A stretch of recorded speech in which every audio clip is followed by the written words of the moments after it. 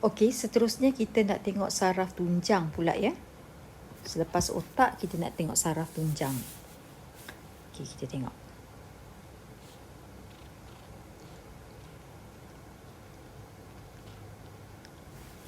Okey, saraf tunjang. Kedudukannya dia ada dalam turus vertebrata. Okey. Dia ada dalam, sekejap ya. Dia ada dalam turus vertebrata. Maksudnya dia ada dalam kita punya tulang belakang. Dan dia dikelilingi oleh bendalir cerebrospina yang memberi perlindungan dan membekalkan saraf tunjang dengan nutrien. Okey, macam mana maksudnya ni? Macam ni, saya cuba nak gambarkan macam ni lah. Okey, gambar rajah ni. Okey, kita tengok gambar rajah ini ya. Kita tengok gambar rajah ni. Okey, ini adalah susunan turus vertebrata tulang belakang kita ni. Susunan besar, okey. Susunan 1, 2, 3, 4, 5, 6, 7 lah susunan. Turus vertebrata kita ni disusun. Disusun panjang macam ni lah. So, saraf tunjang yang ni. Saraf tunjang yang warna kuning ni. Spinal cord. Yang warna kuning ni saraf tunjang. Okey. Dalam turus vertebrata ni, ini pandangan daripada tepi. Ini tulang belakang daripada tepi. Kalau kita tengok daripada atas, dia ada lubang kat sini. Ada lubang kat situ. Jadi dekat dalam lubang tu lah letaknya kita punya saraf tunjang. Jadi kalau kita tengok daripada tepi dia macam ni lah. Yang warna kuning-kuning ni semua saraf tunjang. Okay, ini pandangan daripada atas. Ni, Ini pandangan daripada atas. Boleh bayangkan ni macam mana? Ni. Yang warna kuning ni adalah saraf tunjang. Okey. Kita tengok pula. Saraf tunjang ni kalau kita perincikan lagi, dia duduk macam ni. Dia macam ni. Ini adalah turus vertebrata, ni adalah turus vertebrata. Yang ni semua ni saraf tunjang lah ni. Ni saraf tunjang kita ni. Ni adalah keratan rentas saraf tunjang. Okey? Dia ada jirim kelabu dan dia ada jirim putih. Okay, kita tengok sini. Yang mana jirim kelabu? Okay. Kalau saya besarkan ni, benda ni kalau cikgu besarkan, dia jadi macam ni lah. Macam ni. Okay. Yang macam bentuk rama-rama ni, okay, saya tandakan. Yang macam bentuk rama-rama ni, ini adalah apa? Jirim kelabu.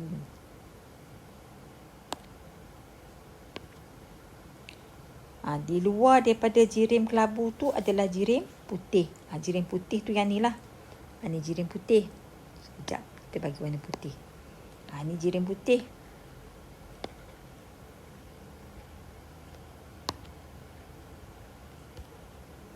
Okey. Yang semua ni jirim putih. Ni jirim putih ni. Ni semua ni jirim putih. Jirim putih. Ni semua jirim putih. Jirim putih. Jirim putih ni dekat luar. Jirim kelabu tu yang macam bentuk H ataupun rama-rama kat tengah tu. Okey. Dan saraf tunjang ni, dekat tepi dia ada dua akar. Ada dua akar ni. Ada dua akar. Sebelum dia nak cantum ke saraf spina ni, dia akan membentuk dua cabang macam ni. Okey. Yang ni kita panggil, yang ada bonggolan kat sini, ada macam pembengkakan kat sini. Yang ni kita panggil akar dorsal. Ini adalah akar dorsal. So, bahagian yang bengkak ni namanya ganglion. Okey, ganglion ini terdapat pada akar dorsal. Dan yang bawah ni, akar ventral. Ini akar ventral.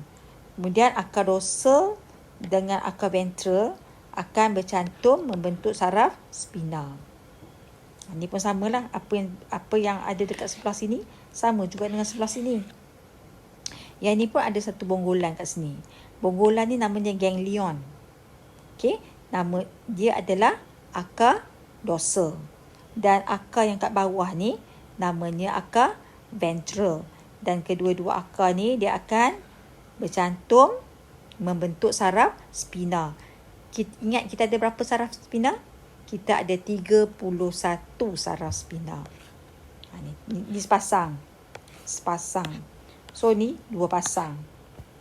Sampai 31 pasang. Okey? Jelas?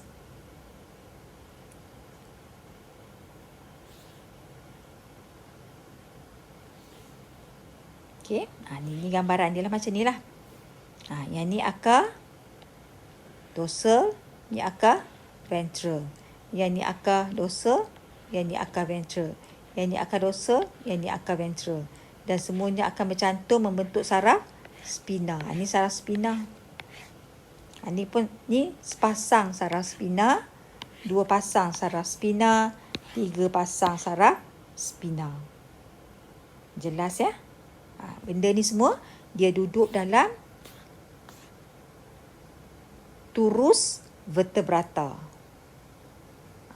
Kalau kita tengok daripada tepi macam tu lah. Jelas? Saya harap awak jelas tentang saraf tunjang ni. Nak fahamkan macam mana situasi dia. Macam mana kedudukan dia yang sebenarnya. Okey, kita tengok sini lah saraf tunjang ni.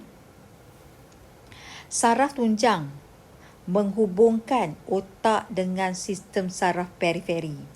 Okay, saraf tunjang dialah yang menghubungkan otak dengan sistem saraf periferi. Saraf tunjang terdiri daripada jirim kelabu dan jirim putih. Di bahagian tengah saraf tunjang, tengah dekat sini ni, tengah ni, terdapat salur pusat yang mengandungi cecair cerebrospinal. Dekat sini ada cecair cerebrospinal ataupun kita panggil cecair tulang belakang. Ni lah ni, kat sini lah ni. Cecair cerebrospinal, spinal. Saraf spina berasal daripada saraf tunjang. Saraf spina ni. Yang kata saraf spina ni, dia sebenarnya adalah asal daripada saraf tunjang. Ni saraf spina. Ni sepasang saraf spina, 2 pasang saraf spina. Asalnya adalah daripada saraf tunjang. Setiap saraf spina bercabang 2, membentuk akar dorsal dan akar ventral sebelum bersambung. Okey, setiap saraf spina bercabang 2 membentuk akar dorsal dan akar ventral sebelum bersambung. Sebelum dia bersambung ni lah, yang ni sebelum dia bersambung, yang ni akar dorsal, yang ni akar ventral. Lepas tu bila dia dah bersambung, jadilah saraf spina. Dalam akar dorsal tu ada apa? Dalam akar dorsal ada neuron afferent. Sementara dalam akar ventral mengandungi neuron efferent. Saraf tunjang fungsinya tak lain dan tak bukan adalah mengawal tindakan refleks.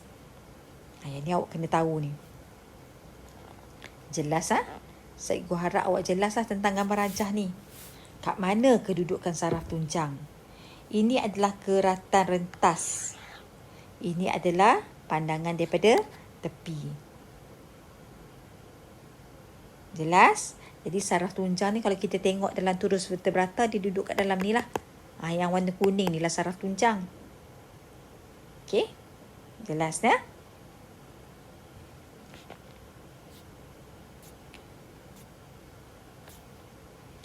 Lokasi dia, awak salin. Komponen dia. Untuk komponen dia ni, saya nak awak salin yang ini. Untuk komponen ni, saya nak awak buat nota ni. Ni. Okey, kita tengok. Akar dorsal. Akar dorsal mengandungi akson, neuron deria yang menghantar impas saraf dari reseptor deria ke saraf tunjang. Daripada reseptor, okey. Dia hantar, dia ada akson. Dia ada, okey.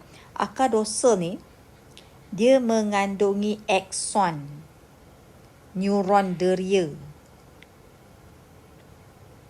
yang menghantar impas saraf daripada reseptor ke saraf tunjang. Sebab apa kawasan ni kita panggil ganglion?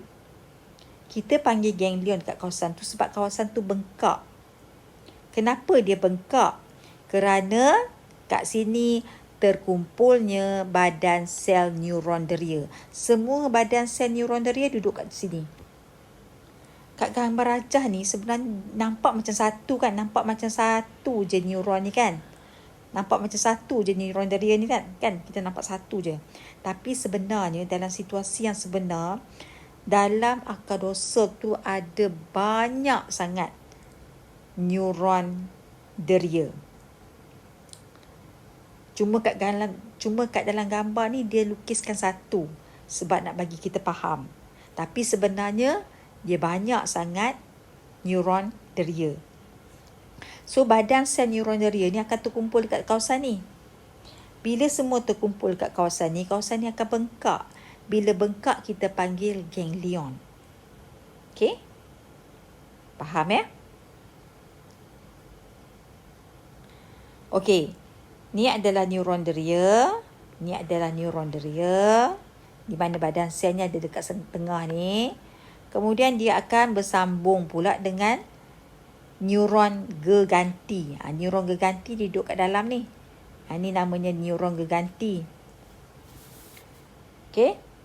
Yang dekat yang warna merah ni pula namanya neuron motor. Neuron motor ni dia akan bawa impuls keluar daripada saraf tunjang pergi ke mana? Efektor. Yang ni bawa masuk, yang ni bawa keluar. Okey. Saraf spina. Yang ni kita panggil saraf spina lah. Saraf spina mengandungi neuron deria dan juga neuron motor. Akar ventral. Yang ni akar ventral. Ini akar ventral ni. Akar ventral mengandungi neuron motor yang menghantar impuls daripada saraf tunjang ke efektor. Harap awak jelas lah. Kat dalam akar tu sebenarnya ada kedudukan neuron-neuron. Dalam akar dorsal ada neuron deria, sementara dalam akar ventral ada neuron motor. Jelas ya? Jadi saya nak awak lukis gambar rajah ni. Okey, masukkan di ruangan komponen. Lukiskan kat sini. Fungsi saraf tunjang. Apakah fungsi saraf tunjang? Saraf tunjang bertujuan untuk memproses beberapa jenis maklumat deria dan menghantar gerak balas melalui neuron motor, mengawal tindakan refleks, itu tindakan yang di luar kawalan, dan menghubungkan otak dengan sistem saraf periferi. Dia adalah orang tengah yang menghubungkan otak dengan sistem saraf periferi. Jadi awak salin A, B dan C. Jelas? Itu adalah tentang saraf tunjang.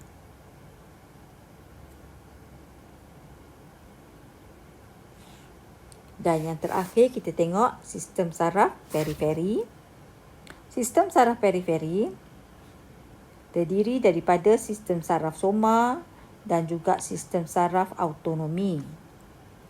Sistem saraf soma mengawal semua tindakan terkawal, manakala sistem saraf autonomi mengawal tindakan yang di luar kawalan seperti denyutan jantung dan pengejutan salur darah.